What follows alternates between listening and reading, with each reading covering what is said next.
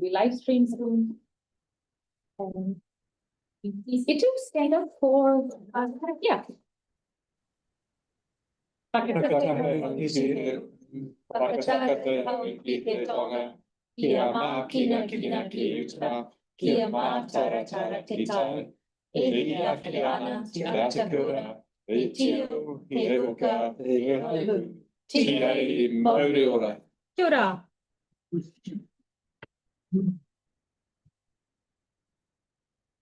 All right, everyone. We have got first an agenda apologies. From Jake McLean, and Victoria is online, and apologies for early departure. And Ashley is an apology as well. Can I please call for mover and Simon? Thank you. All right, excuse me.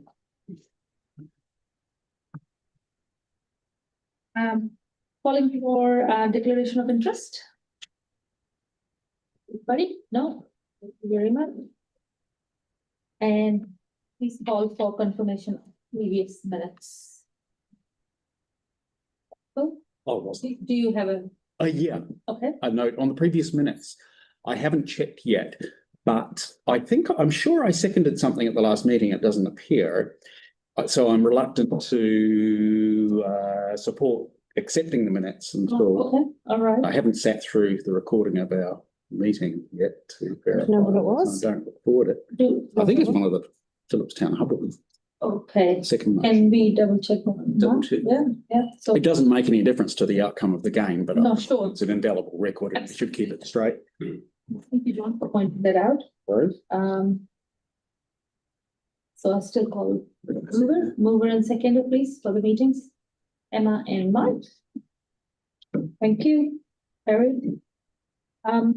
Today we have got for our public forum Ruth Davis from Neighborhood Trust, and she'll speak on behalf of Neighborhood Trust regarding the work they do. So Ruth, may I please welcome you on the table? And if I just ask those to you, John, would you like us to take them around? Yes. Okay. Neighborhood news. Push the button. So I'm Ruth Davies, and I'm part-time general manager of Neighborhood Trust.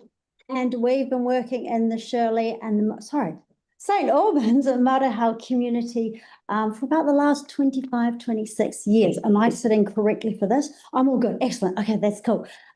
So I'm just going to give you a wee snapshot of myself, is that I have business experience with our family business. I also was a teacher for many years, and I was on the board for 8 years before I took on the part-time role of the general manager. So I feel I do have some skills to be able to do the job, and I feel I also have a heart for the community and a heart for people. So the trust, its goal is to really work with the people in our community to empower them to be able to reach their potential in life. And a lot of that involves helping them break down barriers in their lives, being able to enhance their well-being, and helping them to be empowered to communicate and connect into their community. So if you're having a look at that little newsletter that we send out once every 4 months to about 3,000 litre boxes in our community, the main things we work on are the elderly. We have a Golden Oldens program, and that was one of our first programs when we started years and years ago. And with that, we have a weekly a weekly strength and balance class. And we also have a weekly set of activities, whether it's a foot clinic or it's some social activities. And we find that that's really good for helping the elderly in our community who feel quite isolated and lonely to be able to connect with other people.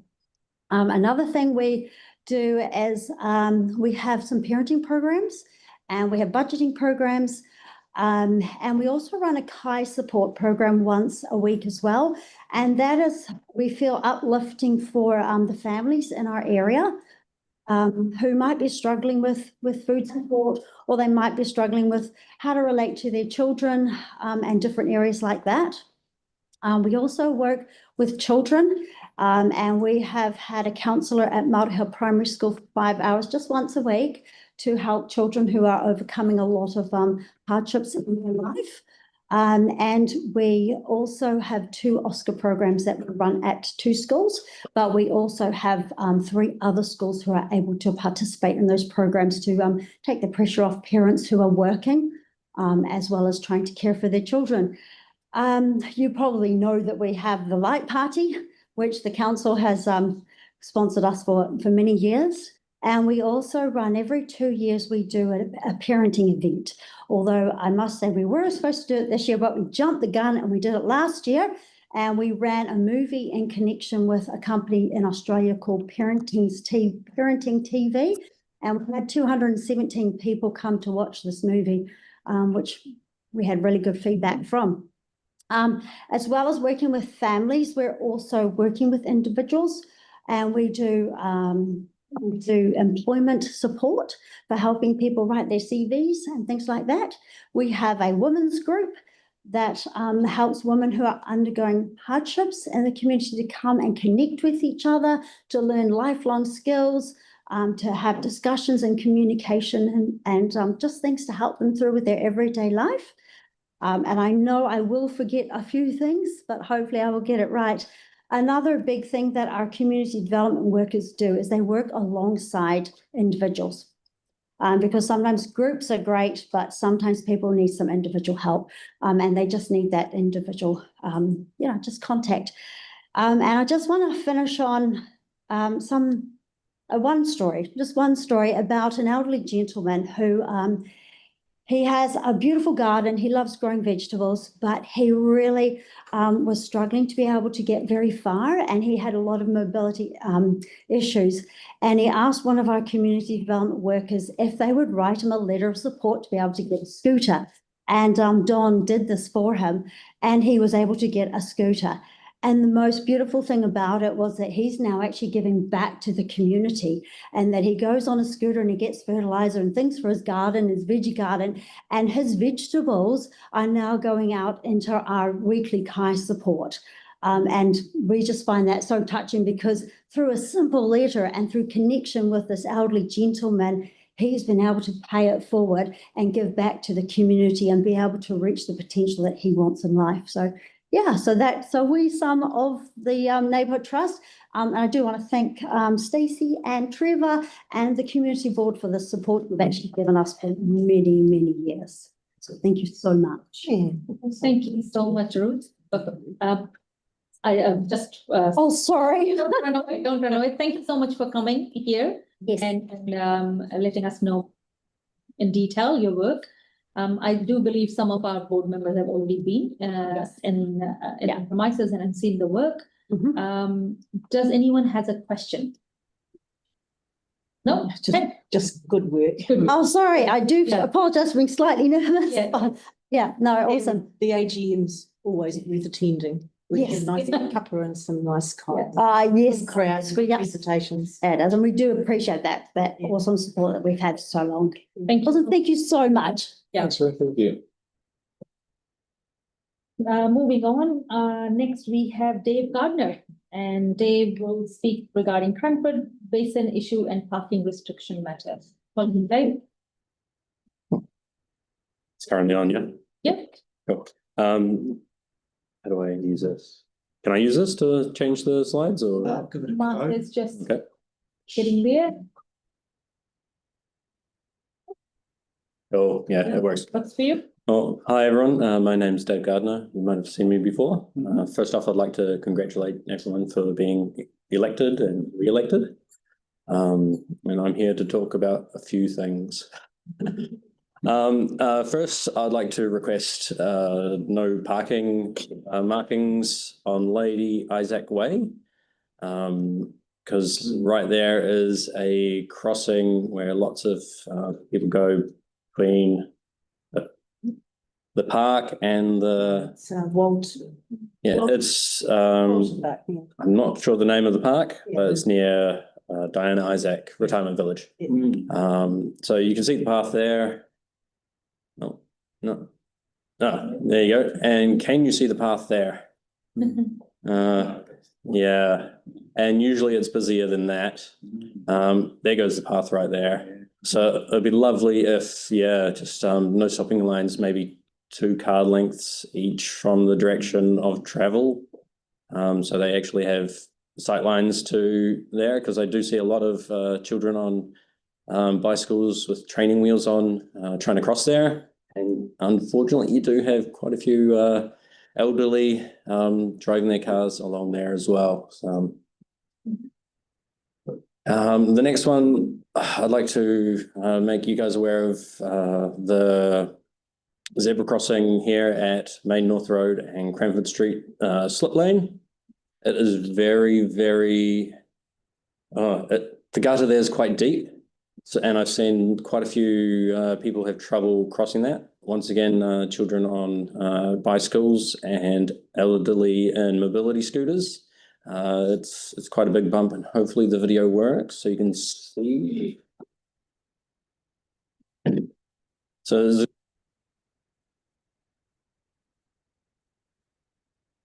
it's quite a large bump, and yeah, even for people walking that don't have the great balance, it's not the best to go along. So I'd like if that just area could be raised, like the gutter changed into a little like pipe or something, just some tar seal or something on top of it, just to help smooth that out.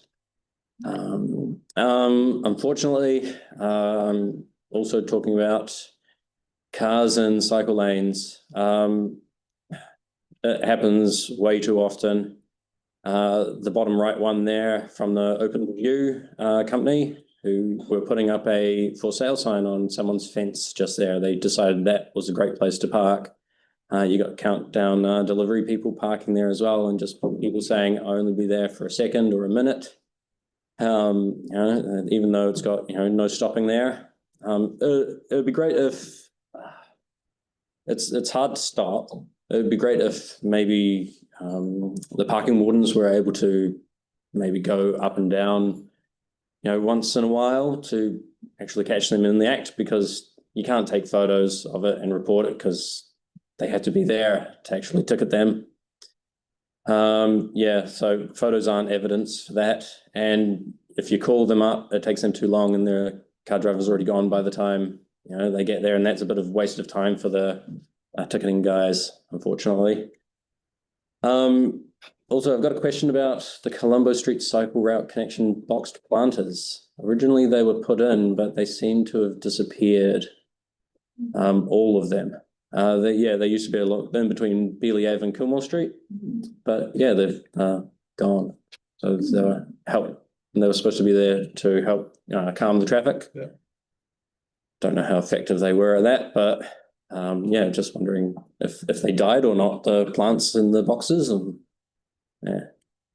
Also Cranford Basin issues. There's quite a few issues with there. I went for a walk there the other evening. This is the main reason I'm here as well, is I noticed that a car had skirted around the fence there. Well, skirted around the gate, because there originally was a metallic fence, but that got nicked. And you can see the destruction the car has had on that native bush there. Yeah, three different photos. Yeah. Here, and then they just went for a joyride. Through all this. They left a little bit of rubbish there. I walked along the track. Well, yeah, I walked along the destruction left by the car. Maybe how to solve it. Don't put metal fences in. They'll get nicked again. Maybe, you can't see because the streaming thing's at the top right, but maybe like chuck a couple of pine poles in. Look good, and or one large boulder. Not sure how much that would cost, but I'm sure that save money in the long run because of another issue. Oh, no, we'll go back to that. Cranford Basin rubbish. Cars have gone in there and just dumped rubbish. I've reported it to Snaps and Solve late last year. I did email Victoria and Simon, but I have not heard back. This was late January I emailed. So I thought I'd bring it to the attention of more people, see if we can get something done about it. The last time I've walked through there, the rubbish was still there. And here's some examples of the rubbish just dumped. Yeah, so this is in the eastern one, which is north of the motorway. Dave, just remind me, the 5 minutes are. Okay, and this one's in the south here. And can we get gorse sprayed as well? I'm not sure. There's quite a lot of gorse circled there. And thank you. Thank you very much. Sorry, Thank a you. lot to get through. Thank you for doing this work and coming to us. And until anybody has a particular question? No? It's all pretty straightforward. Thank you. Am I able to ask one question though? Extra? Okay. I just noticed on the way here, 35B Winters Road is up for sale. It's a big area. It's going to be developed. Is there any way to require the developer to have like a walkway to the school, Papanui Primary School? I'm not sure. Is there any way to get the city council to buy a little bit of land? I don't know who I'd talk to that, or. We'll certainly get you back in touch with you. Cool. Okay. Thank you very much. Thank you. Or maybe if that could put an information request to the council, just to set out very clearly what that question is, just to make sure it helps get through those channels. Makes sense, Dave? If you copy in your Papanui elected members. Yeah. Nice. Thank you. Thank you. Good idea. Yeah, you know, sort of bookmark it for the future, because it'll be a resource consent application yet to have. That's right, yeah. Thank you. And next we have Dr. Christoph from Polish community, who's here to speak to us about Little Pond Park. Thank you for giving me this opportunity. So I'm Chris Pawlikowski, the president of the South Island branch of the Memorial Association of Polish Combatants in Christchurch. I'm speaking on the behalf of Polish community of Christchurch and Canterbury. I would like to thank Rotary Otautahi Passport for proposing the beautification of Little Poland Park in Oakbridge. In particular, I would like to express my gratitude to Mr. David Bolstead, who is unfortunately absent today, and Mrs. Vivienne Malgrew for their personal contribution in developing the original plan of beautification. I would like also to thank the Park and Recreation Planning Team of the Christchurch City Council and Mrs. Megan Carpenter in particular for preparing the current design for Little Poland Park. This revised plan has full support of the Polish community as it incorporates important elements linked with Polish history and culture, including linden trees and red and white camellias, roses, and flowers, reflecting the colors of the Polish national flag. The Embassy of the Republic of Poland has also promised a financial contribution towards the cost of the park beautification. Ooh. Little Poland Park has already become an important place for the Polish community in Christchurch, as well as Poles from other parts of New Zealand and even from overseas. For this reason, we strongly support the proposed plan for park beautification and respectfully ask this community board for its approval. Thank you. Thank you. Thank you Good to know. coming and talking to us. Any questions? Any questions do we have? No, thank you. Thank you. Thank you. Nice to see you. All right, we do not have any signaled for petition presentation. We move on to agenda 7, item 7, with regarding the same Little Poland Park, and we have Megan here to put to us.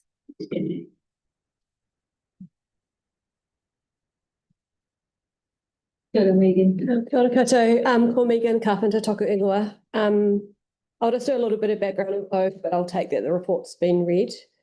So yeah, this report seeks approval for the updated landscape plan for Little Poland Park.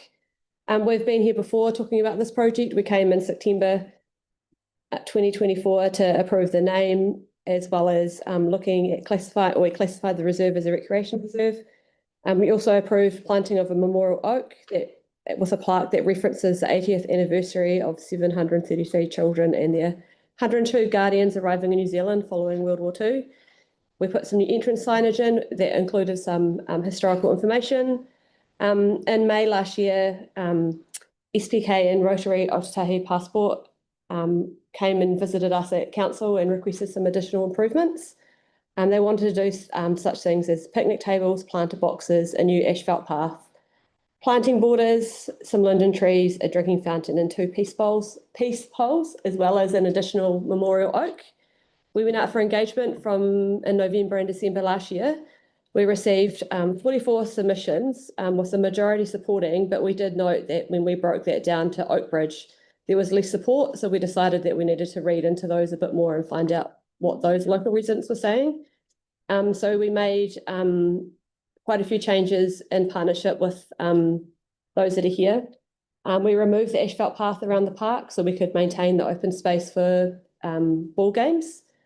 We relocated some planter boxes into grouped areas so they weren't spread around the park, again for the purpose of ball games and just people exercising their dogs. We put them onto a gravel surface to make maintenance easier. Rotary Aotearoa Christchurch are going to be responsible for maintaining those planter boxes, and we'll manage that agreement with the deed agreement with them. That kind of just sets out some rules around our relationship. And we're going to give them permission, if this plan is approved, to do some at the start and then see how it goes before we do more. We relocated the picnic table away from some adjacent neighbours so that it's closer to the planter boxes. It will be under the shade of a tree, and it's kind of a space where people can sit away from the playground but also relax. And we also decided we did get some information from residents around having an additional piece of play equipment for toddlers. So we've selected a white dove rocker that represents a rocker. You sit on it and it rocks back and forward because a dove represents peace. What's a universal symbol of peace. So yeah, this landscape plan delivers those community requested improvements, but also supports our ongoing partnership with the Polish community and also Rotary Aotearoa Christchurch, and aligns with our council strategies. We can deliver it within some of our budgets, as well as support from both these groups, as Chris mentioned. And then obviously that relationship will continue to go on with that park deed agreement to maintain the planter boxes. Any questions? Yep, Polly? Yeah, thank you. It's fantastic to see that you've actually adjusted the design, to fit with what most people are happy with. So well done. Just a question about the picnic table. Yes. Now, I might have got this wrong, but doesn't it say you're going to remove the existing one? No, it's a new one. So it's an additional one. Yeah. Good. It's an additional one, and as those linden trees grow or become under the shade of those trees, and it's See it on there. I've got a little pointer, don't I? Up there. Hiding in there. It's just under there. It is actually hard to see. It's a valid point. Okay. So it's kind of like it's around those planter boxes, but also away from the play space. So we did receive a couple of comments about that it's nice to have somewhere to sit that isn't as busy. Yeah. So you keep the other one there as well. Yes, I think that would definitely. be expensive to move that. Yes. It's on concrete. Yeah. That's great. That's my only question. I think that's great. And I like the idea of moving the path as well, and that'll save a ton of money. It will save us lots of money, and also maintains that open space for dogs as well as kicking balls around. Yeah, that's right. Thank you. I have a question. I remember there was a neighbour who had some concerns. Did we address that? Yes, I think you sent a message about that, didn't you? Yes. I can't remember exactly which resident it was, but they were one of the ones bordering the park, and their concerns was around, I think, maintenance. Yeah, and their view from their house. So yeah, one of the neighbours down the southeastern, there was a proposed picnic table in the view of their main window of their house. So that's why we've moved it away. Oh, thank you for addressing I'm that. happy to move it. Okay, John has a question. I have a question first, yeah. Yep. I'll probably agree, but you've answered all of my many questions I had. There are just two. There were quite a lot of the submission that were comments on rubbish bins and toilets, both of which I know are quite big outside of the budget allocated for this project. But while we're talking about it, what would be the outlook for the future on those sorts of facilities if the park usage? Yeah, so we have spoken about this with both our groups that we've partnered with. So toilets are generally for our bigger parks, so like sports parks, where you see a lot more use. And there is one nearby in Owen Mitchell Reserve. And the biggest issue right now is the path doesn't quite connect the communities, but there is a proposal through subdivision for an additional path. So I know it's a way to walk or to bike, but yeah, we don't generally put toilets into reserves this small, mostly due to setback requirements from neighbours and cost. And rubbish bins, again, we would expect most users to this park to be local, so they can take their rubbish home. And that's generally how we would work in parks. I know that when there's events at the park, like the memorial events, that's the thing that's considered as a part of that event. Yeah. All the groups take their rubbish away. Yeah, sure. There is quite a cost to include a rubbish bin in a park and for it to be emptied. Yes, yeah, it's about 2,500 per bin, I think. We've got bins at home. Yeah. Sorry? Exactly right. Bins at home. Yes, yeah, we'd like to encourage people to take their rubbish home. That's fine. I wanted to talk about that because it was quite topical. Yes. But yeah, that all makes sense. Thanks for discussing it. The other was a detail thing. One of the submissions mentioned the storyboard, which might be more into the scope of the associations, but go back to the first branch of immigrants. We did noted that, and when we did the first round of interpretation for the reserve, that was one question, was that the history for Polish people in this community has been around agriculture in the late 1800s. 1872. Yeah. So that's in the back of our mind, because that's a connection for the Polish community to this location. And then the memorial that's been there is around another event that's significant to Polish history. So potentially. Sorry, it's already there because that link, the current points at the arrival of that larger group in 1944. If you go back on your phone, then you have history of Poles coming in 1872. It connects to that, yeah. Yeah. Simply there is no information on that table yet, but simply there was no on the phone. But it's possible to see if somebody wants. Sure. I get that. That's good. Thanks. Thank you, John. Anyone else? No? Okay. Pauline moved it, Mike seconded. Any debate? Yep. Look, I remember when the Polish community came. Look, I don't know. It wasn't that long ago. Maybe 3 or 4 years, or maybe not even that. So wanting this, wanting a site for a memorial somewhere, and this location was chosen. And Emma, as you've alluded to, it is significant because when the first settlers came to Littleton in 1872 on the ships, and they turned this boggy quagmire and marshland into arable productive land. So through their toil and their hard work and vision. So this is a significant site, and it's really appropriate to see. And I love the way that everybody's pitching in and getting involved in this, and the way that the staff have worked really brilliantly with people to get this outcome. So, I just want to say thank you to everyone. This is a wonderful thing. And also going forward, the way everyone's going to pitch in to operate these gardens and make it better for council. And also that additional funding that you mentioned is really welcome as well. So well done. Thank you. Thank you. Thank you. Thanks, Pauline. And I will call for our vote. So all in favour? Aye. Aye. Against? No? And it's carried, please. Yeah.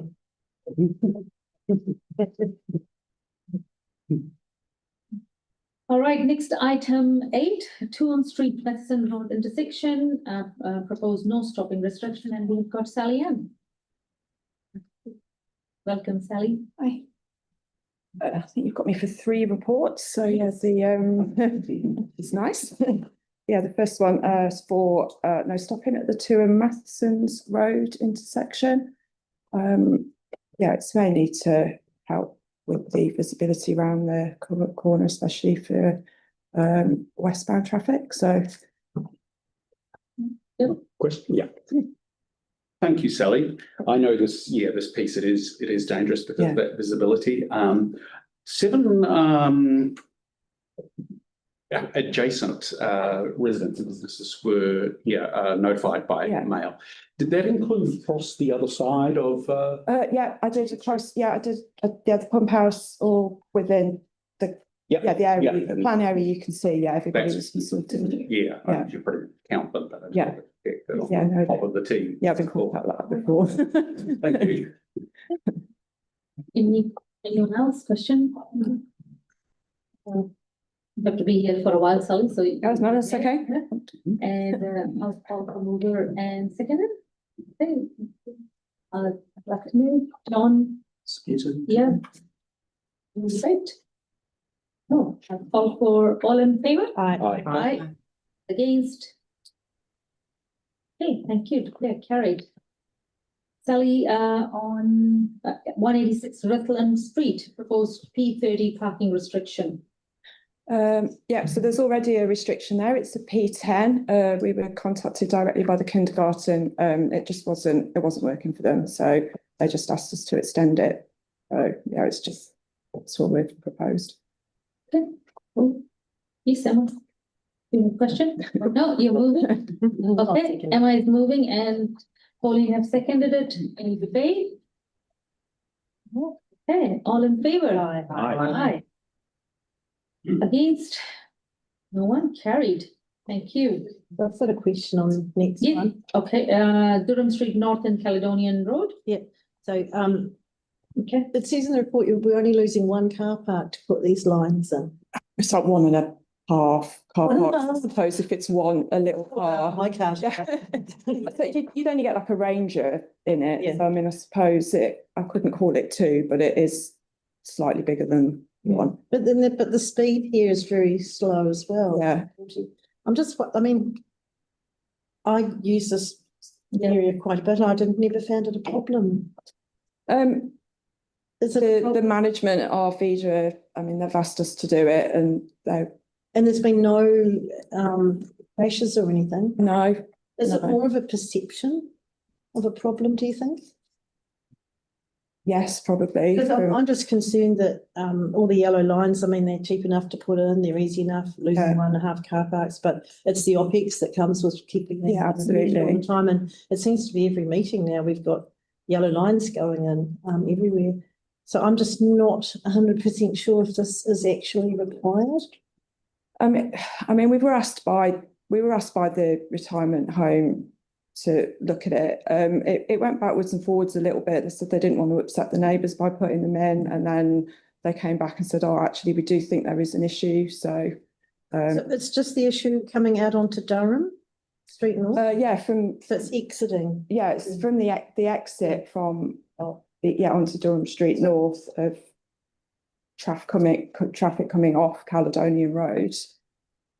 So why do we need them on the north side of the intersection with the? Oh, that's just we've put them there because it's while you're there. It's just it's because it's been narrowed. If we were getting cars it was just to cover it while we were going in there, really, because it's can't really park there anyway. No.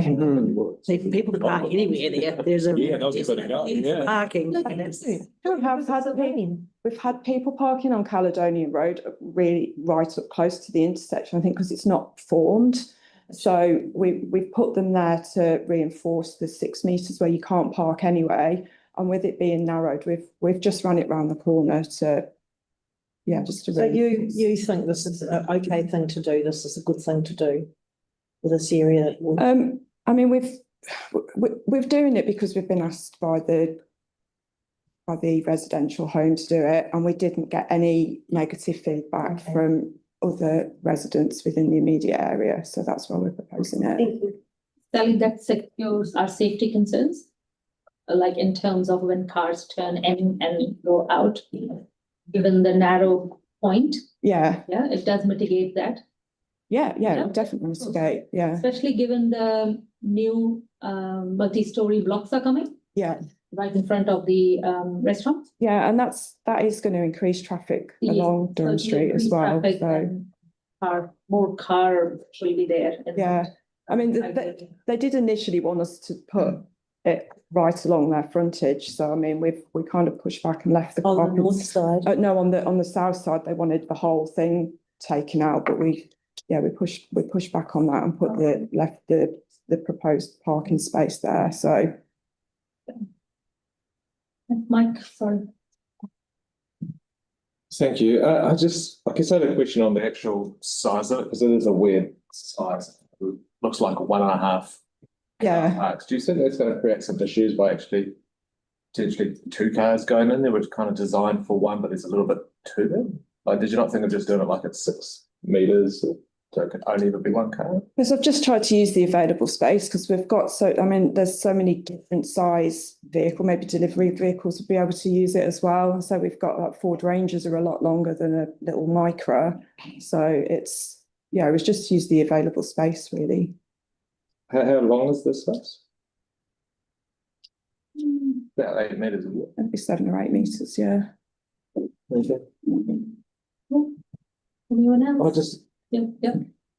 I guess one of the things I'm hearing, it kind of feels like you don't agree with this, what you're doing, and you only do it because the community is saying, like from transport, I guess experts, like, do you actually think this is needed or do you not? The turning movements do support us putting it there. I mean, they've got. Yeah, I just kind of wasn't getting that vibe. Yeah. Oh. Yeah. No, I mean we've investigated the amount of car parks, the amount of people that are actually like going through there. I mean, it does support it going in. I mean, it is a low volume, low speed road. So to me, it looks like a good thing, but just some of the stuff you were saying, I didn't feel like as efficient. You weren't spelling it. Oh, okay. To work on my sales. Really. Okay, Pauline has moved it. Mike has seconded. All in favor? Aye. Okay, against? No one, thank you. Thank you. Thanks for overlap there.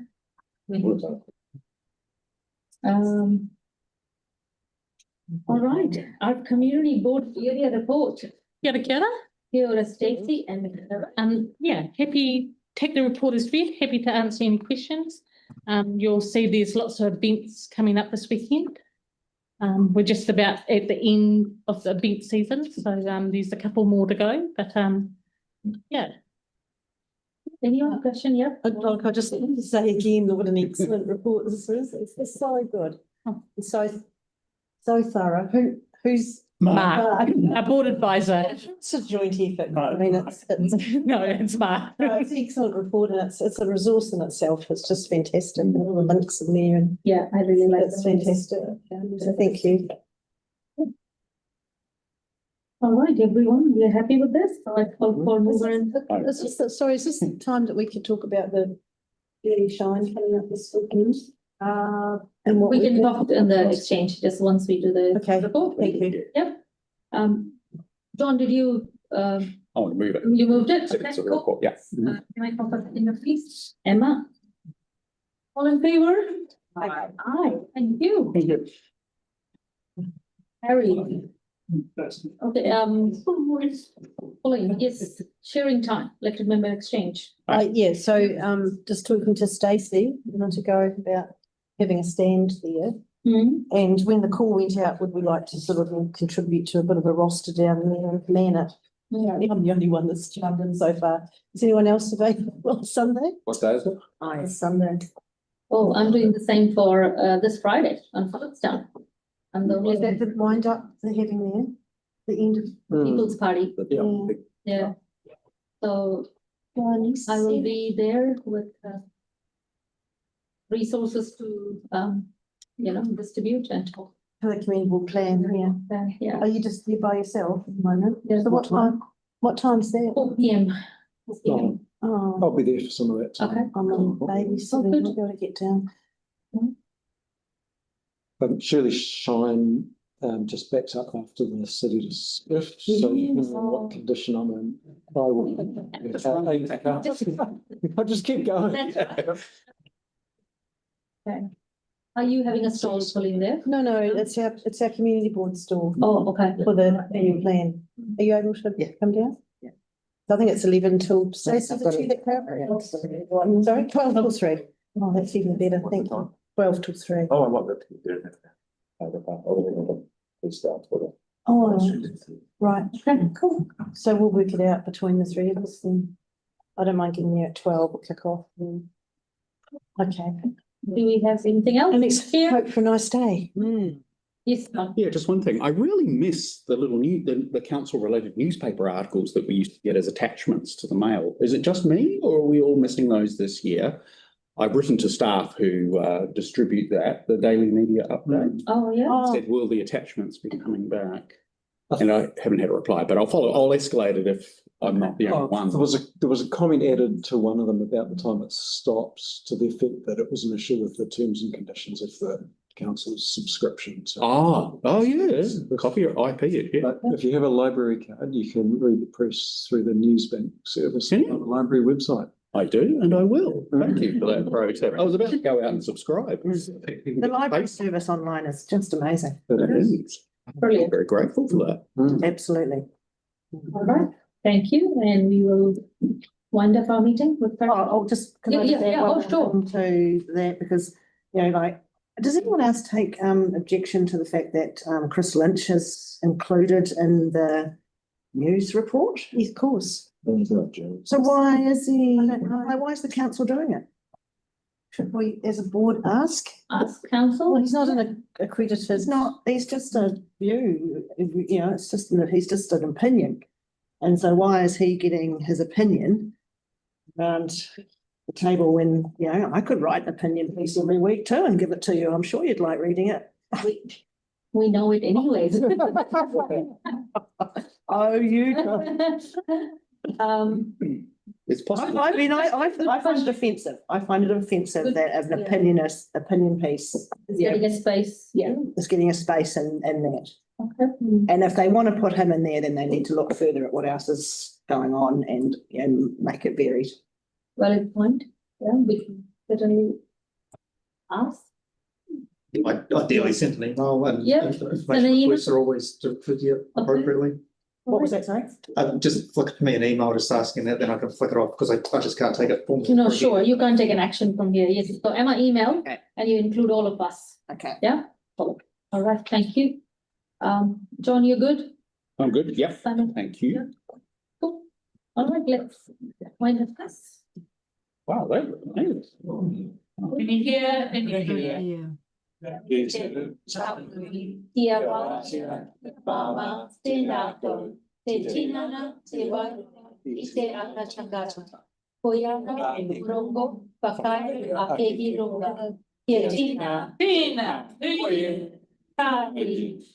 Sure, everyone. Thank you for coming.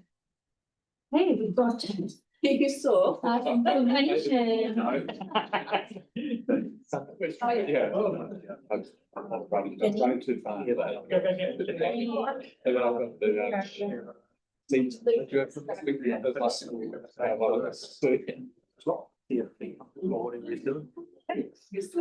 All right, can we go straight into it? Yep. Janine, Sharon, and Lachlan, are you coming up? Kellyanne. Kellyanne? Kellyanne. Okay. Yeah, we're still live streaming. Yeah. We are live streaming. Yeah. Yep. All right, remember everyone, we are still live streaming. And take it away, please. Good afternoon. I'm Janine Sowerby.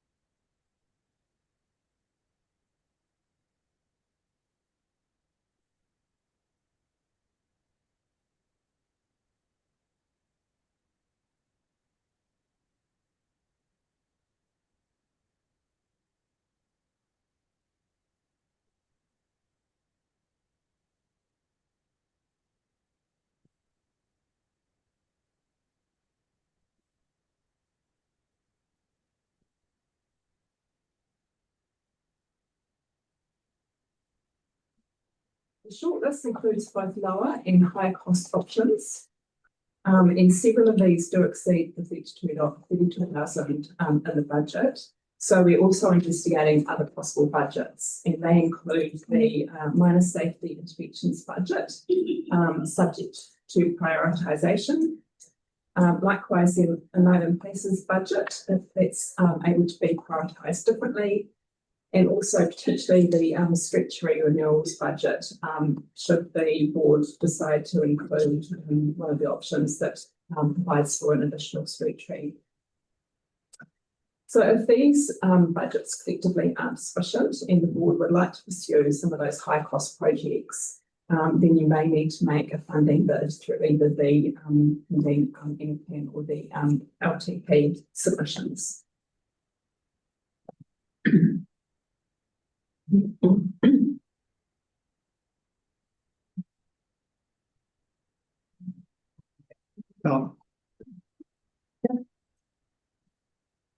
So as we explore the options, it's worth keeping in mind that subject to budget constraints, these options aren't mutually exclusive. What we're seeking from you is a sense of which ones you consider to be higher priority, noting that the full complement of ideas would sit well beyond the current budget, even when seeking top up from some of the other sources. So option one shown here, it's a simple lower cost option. It proposes a curb cut down with the addition of yellow tactile pavers at the Trafalgar Street entrance to the Eatery Pool to create a pedestrian platform. So there's already a platform there with a cut down on one side, and that was to provide a crossing point for cyclists to get to the other side of the road to travel north. So we're proposing the other side also be cut down. And should you choose this option, that would leave for other initiatives, in particular this next one, option 2. And that proposes altering the existing 30 kilometre per hour signage on each of the 3 entrances into Eatery Village. The existing one to the west of the village, to the east of the village, and also to the south on Colombo Street, entering from that direction. So the altered signage will make it clear to drivers that they are about to enter the village. It's a low-cost means of achieving both safety and identity objectives. There are already those 30 kilometre per hour signs getting into the village, as I just mentioned, so these alterations wouldn't change the posted speed limit. And we're also aware that the current signs aren't necessarily placed where you might consider would be best located to provide that gateway function. However, the signs do need to be located within the general gazetted speed limit area, so we are constrained with their existing location. So between them, options 1 and 2, they have an estimated total of $24,000 to $29,000 within that $32,000 limit that we've got at present. So they could be delivered together without any additional funding necessary. So if the board's looking for a quick one, using that year's budget on those 2 options together could be a potential solution. So options 3, 4, and 5 are all variations of a curb build-out or build-outs. They all support a pedestrian priority environment, while also providing various levels of amenity and identity. So option 3 is the first of those, and it's the first of the higher cost options. And option 3 is essentially just the basic build-out with low-level landscaping. It concentrates on safety only without additional amenity or identity features. So this proposal would support people crossing Eatery Road to access the pool, and it also helps create a form of a gateway by virtue of narrowing the carriageway as you enter the village from the west. We've looked at a couple of potential locations for this, initially at the intersection of Caledonian Road, but this threw up too many other safety and access concerns. For example, there was significant potential to block or impede access to driveways, particularly on the northern side of Eatery Road. And there was also some visibility concerns, and it would also necessitate relocating the stop and a taxi stand on the northern side of Edgery Road. But by moving the crossing point slightly to the west of that Caledonian Road, Edgery Road intersection, i.e. between Caledonian Road and Dover Street, we can avoid these issues while still being close to the port entrance. So as you'll see on the next slide, there's already a tree in the berm on the southern side of Edgware Road, which also, if we were to mirror it on the other side, would also help reinforce that gateway concept. In terms of the curb build-outs themselves, there are two configurations potentially that we're looking at. And either of them could be used with options 3, 4, and 5. And they have different costs, advantages, and disadvantages. But first, oops, sorry. This is the location we're looking at. You can see we're looking east towards the Edgery Village. See the blue sign down there, the pole entrance is about that point. And in the foreground here is that tree that I mentioned is already there on the southern side of Edgery Road. So that would be the location crossing north to where the curb build-outs would be.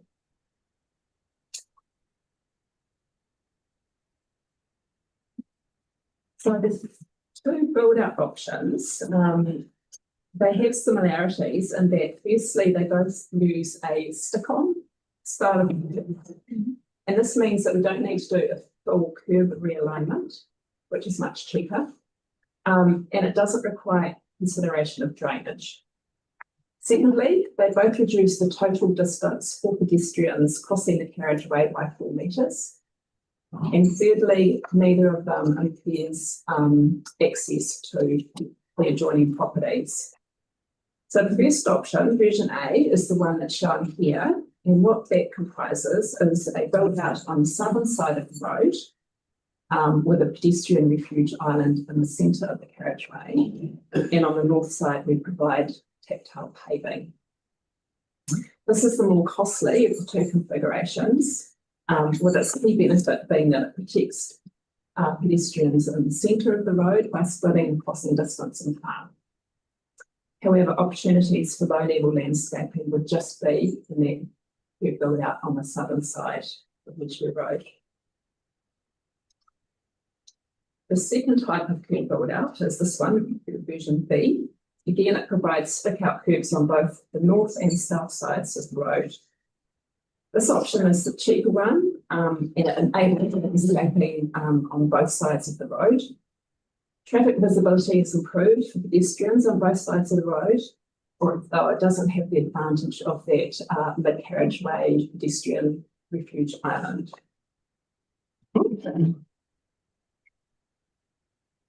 So option 4 is the first one that builds on that basic curb build out, and it adds a further amenity element in the form of a new tree, which will be added opposite this one on the northern side of Edgery Road. This would reinforce the concept of a green gateway into the shopping centre. But we do need to caveat that at this point because we're still yet to do a services check to see whether a tree can actually be accommodated on that side. We haven't done this work yet because obviously we wanted your direction as to whether in fact this is something that you want to entertain before doing that. So the cost of this option comes down to whether you want to go for version A or version B of the curb build-outs.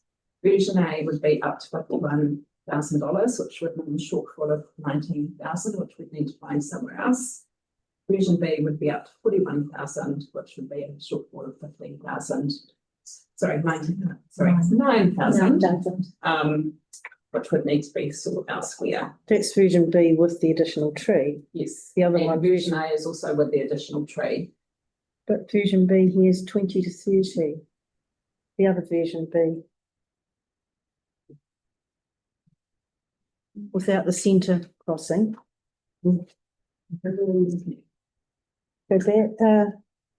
This one here has only got the version A cost on it by looks of it on the actual slide, but the version B would be up to 41,000. No, the slide going back, that one. 20 to 30. That's just the curb build out. Yeah. Yeah, but that's also we'll be called adding the version cost B. of a tree on top of that. Yeah, but if you did that one without the tree, we're in budget, what I'm saying. It's also called version B. That one there doesn't include the cost of any tree pit. Yeah. That would be involved, so Yeah. that's what takes up 41. Yeah, so that is an option though. It is not. Yeah. Yeah. So maybe could have given them different names. It's three. B1. Yeah, coming up, yeah. So we're now on to option 5, which again is basic curb build out, but instead of a tree, what we're proposing is potentially some sculptural element. So, you know, the little sculptural bollards that we've got here in the village themselves, what we're suggesting is that you could replicate these as part of that high level landscaping within the build out. So get provided, shouldn't go with the build out option. And this idea would again reinforce place identity. We've been in touch with Maison Rouge, which is the company that built the original ones back in 2007. They're still operating and they are still able to make some more of these big figures. Although at this point it's a little bit difficult to provide you with some indicative costing because it depends on whether you go for version A or B of the build out, the number of sculptural features in each of the build outs. Because obviously with the version A, there's only the opportunity to put sculptural features in the southern part of the build out, which would potentially be 2. Whereas in version B, you've got build outs on both sides, so you could potentially put 4 in that version. So the costing shown on this slide are therefore very high level and show an upper level of what it would cost for 2 features on each build out. Yeah, so either 45 for version A, 40 for version B. So I'm conscious that that's a lot of information and a lot of potential combinations. So this table gives us an indication of the cost of each option, but also if the full suite of initiatives was developed collectively. And in terms of the latter, as I mentioned earlier, the latter amount would definitely exceed the current budget of 40,000. As I mentioned earlier again, we may be able to source some additional funding from the minor safety interventions budget, potentially of up to 50,000, if the preferred option does have safety, traffic and pedestrian safety benefits. That second other fund we're looking at is the Mode and Places budget, which again may be able to support some of the costs of providing sculptural features, if that's the option you decide to go for. And in terms of the tree street tree renewals budget could fund the provision and installation of a tree, except for a tree pit if we need to put tree pits in as well. So we have to factor in the additional cost from some of the budget.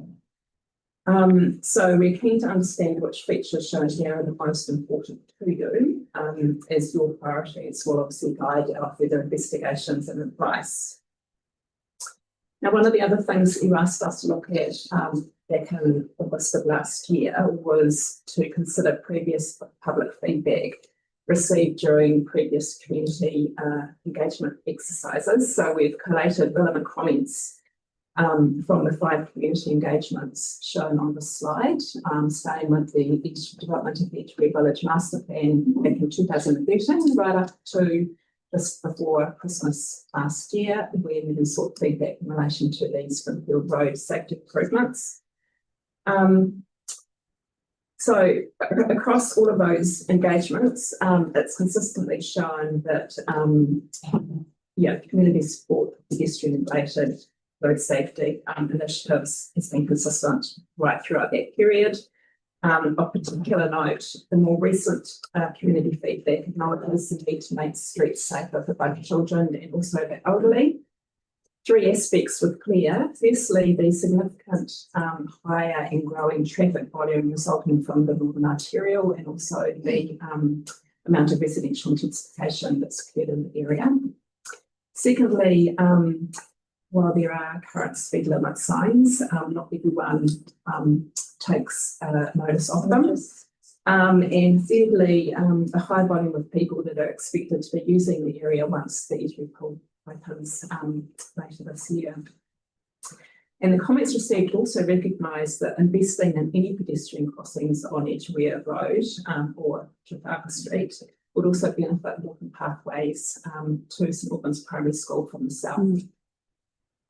So as such, our view is such that there's already a community mandate to focus on the types of initiatives that we're presenting for you today. And any further community engagement would be funded from this 32,000 capital budget and would only erode the funding available. And in light of that, obviously, they can do that. A slide. So we've provided you with a number of options today. As noted earlier, they're not mutually exclusive. The challenge is that there's a number of different combinations available, and they may all be very appealing and difficult to narrow down, but that's what we're asking you to do. So we really value your guidance in narrowing down those suggestions so that we can come back to you with an easily digestible report, an actual practical, actual 13th of April meeting with more detailed costings and information for confirmation to proceed. Thank you, Janine.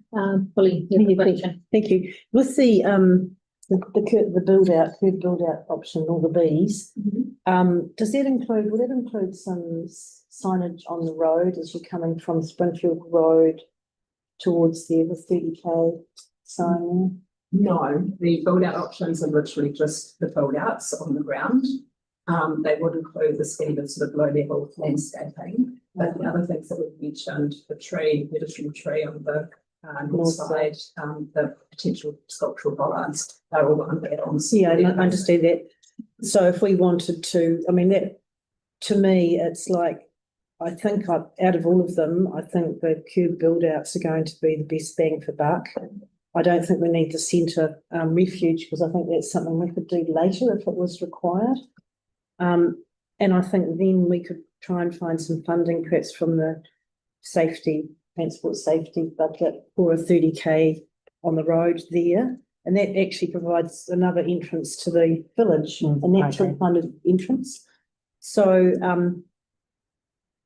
and also the fact that you don't even know if we can plant a tree there, I don't think it's, I mean, that's something we could do in the future as well. We'll still get that piece of work done, but not perhaps fundraise for the tree out of a different budget. So, yeah, so that option without the centre refuge, just the two build outs, no tree at this stage, leaves a little bit, possibly leaves a bit of money for the little sculptures, does it? Or possibly not. We'd have to take the build out on the north side if you wanted to put the island in the future, because there isn't room for the two build outs on the islands. Well, that's well, this has been the village is actually just pedestrianised and the thing is, if the build outs one at a time. If the build outs are that big, we don't need the central thing in my view, that'll make it. And if we can eventually put in a 30k sign there, that will actually make it a very much safer place to cross. So, I mean, the sculptures would be an added extra if there was any money left, or we might be able to find some money in our own budget for them. But I think the basic thing is to get the build outs. I think personally, oh, thank you. Thank you, Mike. Thank you. Just a quick question, then my thoughts. The sign, you've just got Edgeware. Why not Edgeware Village? That's also a possibility. I believe Linwood Village is an example of where it's got Linwood Village as opposed to just Linwood. But I guess that probably also depends on the space available and the addition of two words might reduce the font size. Yeah. So that's something to think about as well. Why, Mike? Yeah, because Mike. it's not seen as Edgeware, it's seen as the Edgeware Village, and you look down further down closer to Hillsborough Road, that's where they consider Edgeware to be. So I think Edgeware Village is quite important. So if you go with the sign option, you'd prefer it to be. Yeah, I think the sign is really important because the figure. Can I add to this point? Sure.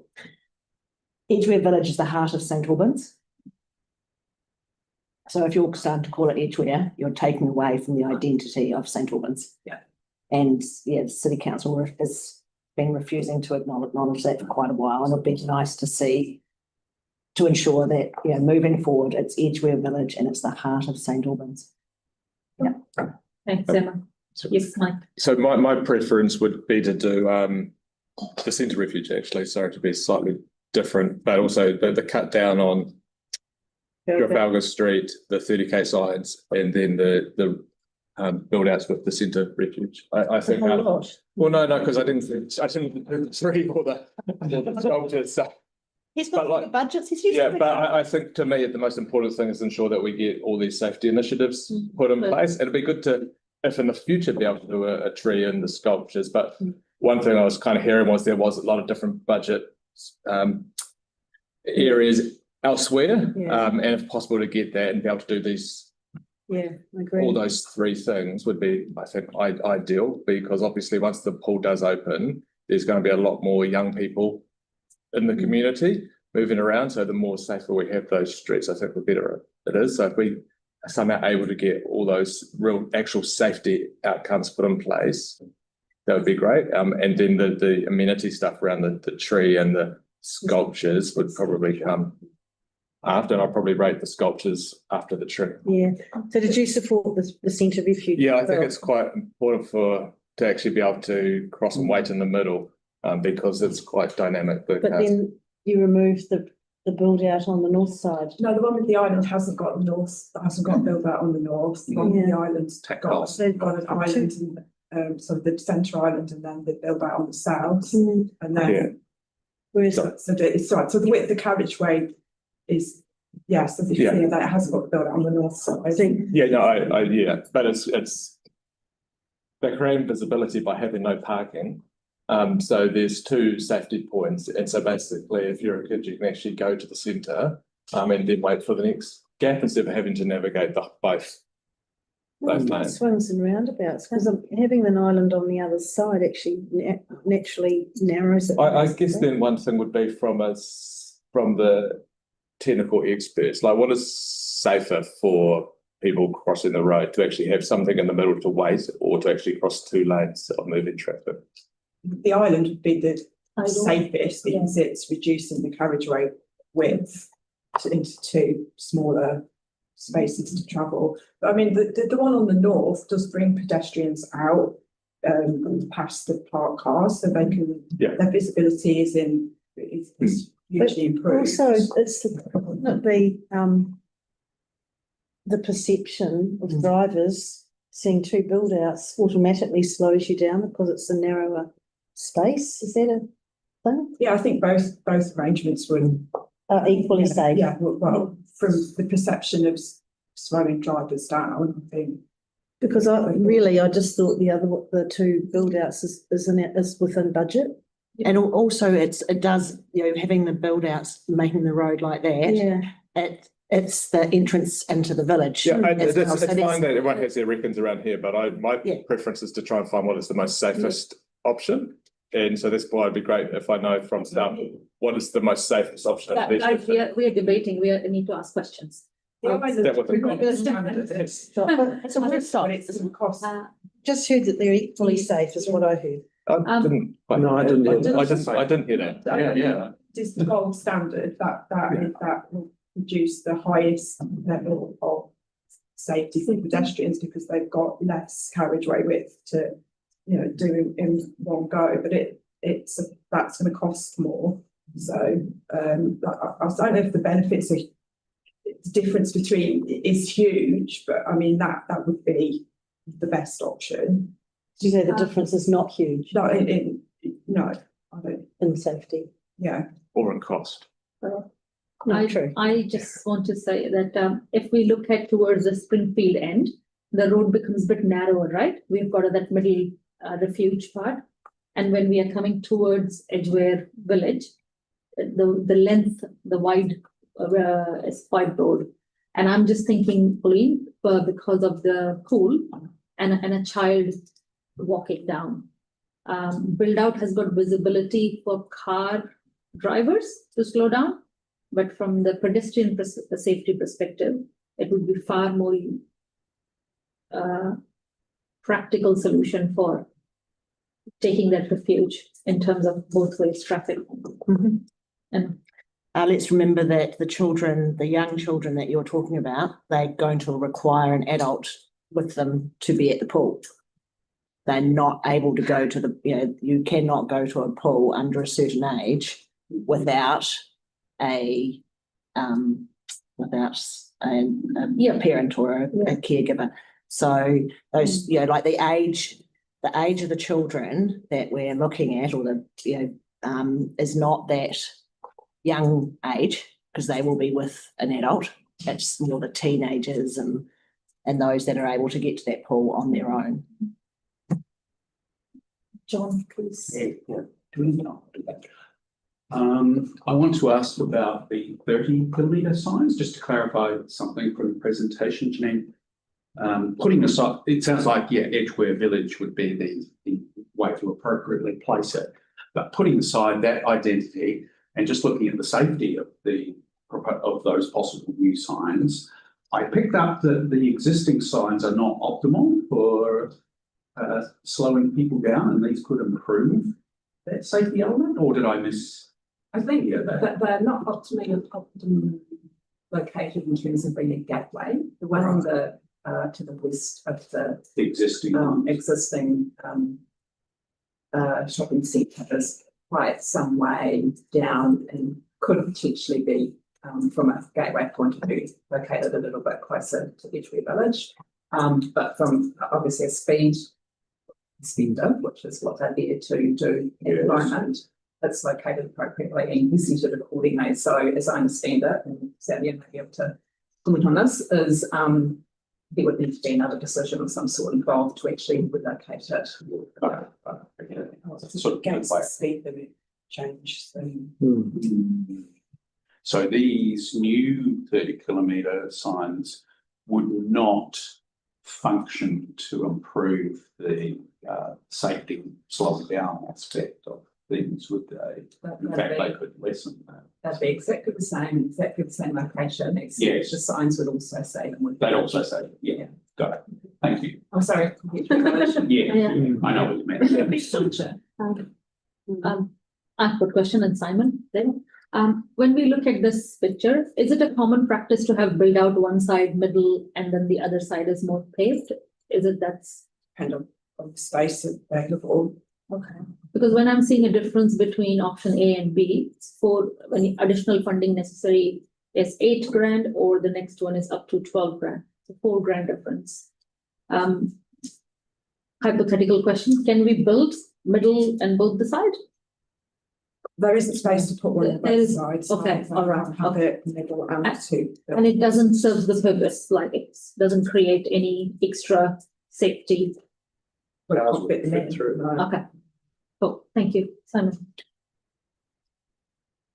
Thank you. Just on option 2, I'm a little bit stuck on the costing of the 3 signs. I'm not sure how we incurred $9,000 in cost to change 3 signs when the poles, everything's already there. When we're trying to squeeze as much value as we can out of a pretty limited budget. I'm just curious about that. And we might have to put different poles in it because of the clearance. The signs are so much longer. There's a bit clearance to the bottom, so the poles might be replaced. And the foundations.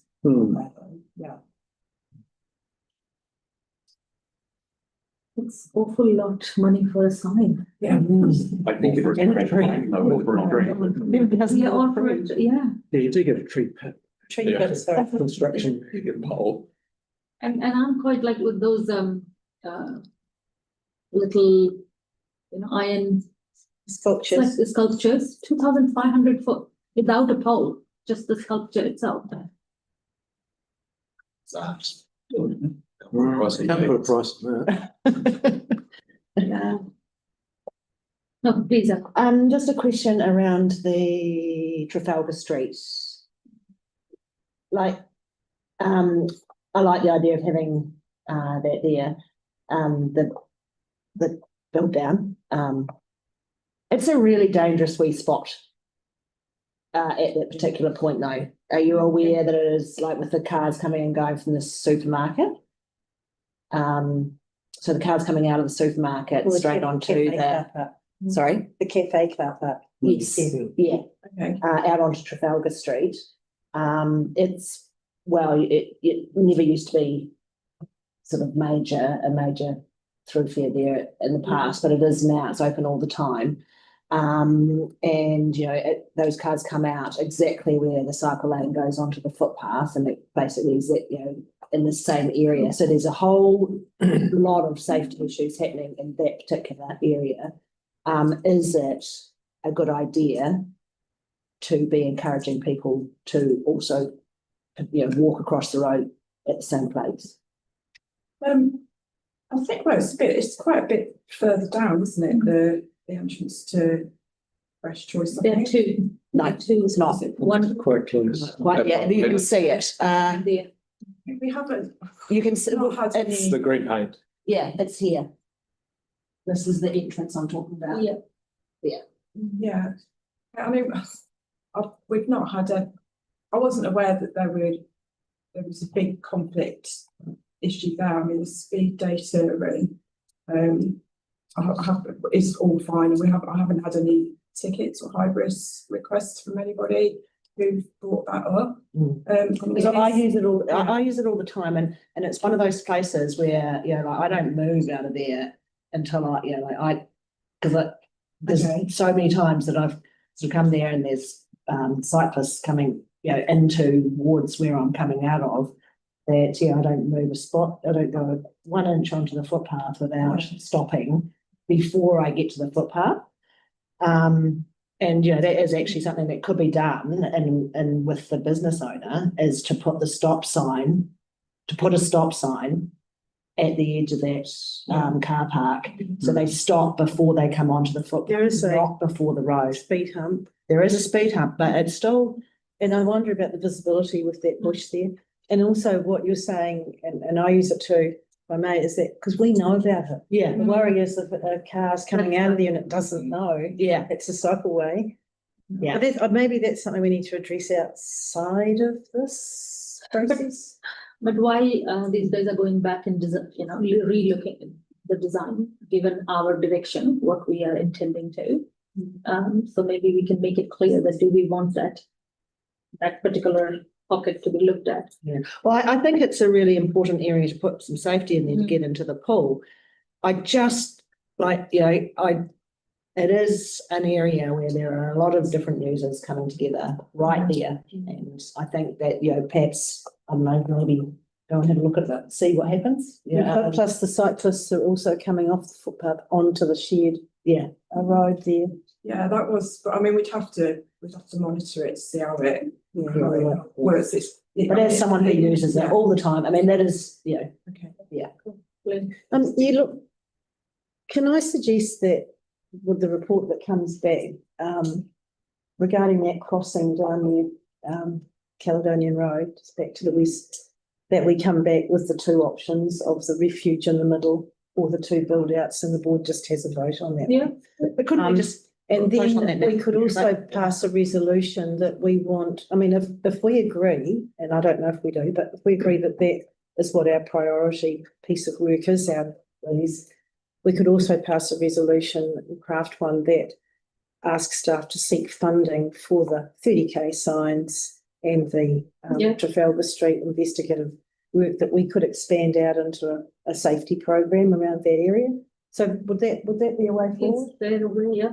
And the sculpture things and the tree are add-ons later if they work and we've got any money left. Nice to have. Do you guys see that we could take that approach? Can I just note with the sculptures, so we have the Enliven Places program, which is specifically for placemaking type activity.